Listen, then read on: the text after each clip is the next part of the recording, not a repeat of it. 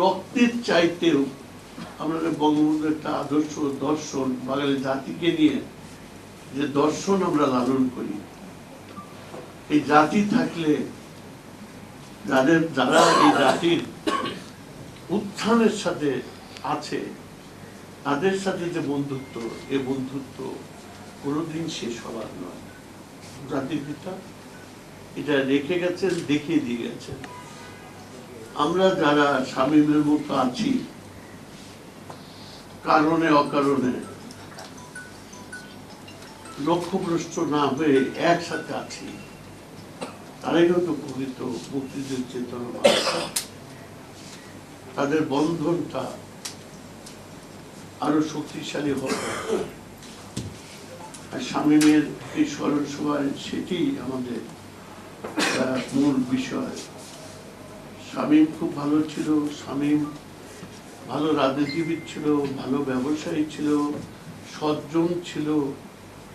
শামীমকে তো আমরা ফিরে পাবো না, বরং শামীমের কাছে আমরা যাবো। শামীম আর আজ হোক কাল হোক, ওই ৯-১০ সালে অ্যাক্সিডেন্ট হয়েছিল, একসাথে যেতাম। সৃষ্টিকর্তার হুকুম, একটা নির্দিষ্ট সময়ে যেতে হবে, নির্দিষ্ট কাজেই ওর দিনক্ষণ আছে এরকম একটা দুর্ঘটনা। কিন্তু আমি আর কি বলবো, একজন চরাজীর্ণ বাংলাদেশ জাতির জন্য রেখে গেছেন, সোনার বাংলা বিনির্মাণের পরিকল্পনা দিয়ে গেছেন, সংবিধান দিয়ে গেছেন। প্রতিটি মানুষ, প্রতিটি শ্রেণী পেশার মানুষ, নারী পুরুষ প্রতিবন্ধী সবাইকে কর্মক্ষম মানুষ সম্পদ হিসেবে গড়ে তুলবে, এই পরিকল্পনা রেখে উনি যাত্রা শুরু করেছেন যুদ্ধ বিধ্বস্ত বাংলাদেশ। ঢাকা কি ছিল, এর চেয়ে তো খারাপ জায়গা ছিল। ওই যে কি বলে আমাদের সদরঘাটের এই এলাকায় ওই সমস্ত হিন্দু অধ্যুষিত এলাকা, এই সমস্ত জায়গায় তো দিনের বেলা উঠা যেত না, পুড়িয়ে যাচ্ছে। এইরকম একটা জরাজীর্ণ বাংলাদেশ, সেদিকে পূর্ব বাংলা, বঙ্গবন্ধুর বাংলাদেশ। সেই জায়গাতে যখন তিনি শুরু করলেন, স্মার্ট বাংলাদেশ অনেক আগেই হয়ে যেত। স্মার্ট বাংলাদেশ মানেই তো এগুলো, বিভিন্ন স্থাপনা, নগরায়ন, গ্রামীণ অর্থনীতি, গ্রামীণ আবাসভূমি, এদের শৃঙ্খলাবদ্ধ মানব সম্পদ, শৃঙ্খলাবদ্ধ মানে মানে বাদ যে উপকরণগুলো সেগুলো, সেটা তো তিনি করে দিতে পারেন নাই। এই চিন্তা করে রেখে গেছেন। মাত্র 3.5 বছর যেতে না যেতেই তাকে রক্ত দিতে হলো হানাদের হাতে, অপশক্তির হাতে।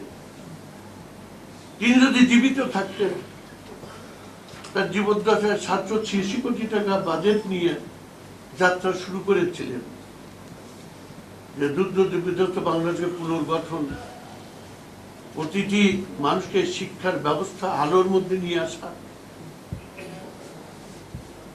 এই দায়িত্ব পালন কারা করে? প্রকৃত শিক্ষার ব্যবস্থা যদি না, দায়িত্বশীল ব্যক্তি, দায়িত্বশীল নেতা, দায়িত্বশীল সাংবাদিক, দায়িত্বশীল মানুষ, সুনাগরিক হিসেবে যদি আমরা গড়ে তুলতে না পারি জাতিকে, শুধু রাষ্ট্রীয় ক্ষমতায় যারা আছে তারা রাষ্ট্র পরিচালনা করবেন। 18-19 কোটি মানুষকে এটা পারা যাবে তখন যখন প্রতিটি নাগরিক সুনাগরিক হিসেবে গড়ে উঠবে, সুনাগরিক হিসেবে নাগরিক দায়িত্ব পালন করবে। পরিষ্কার পরিচ্ছন্নতা থেকে শুরু করে নিজের দায়িত্ব পালন, প্রতিটি ক্ষেত্রে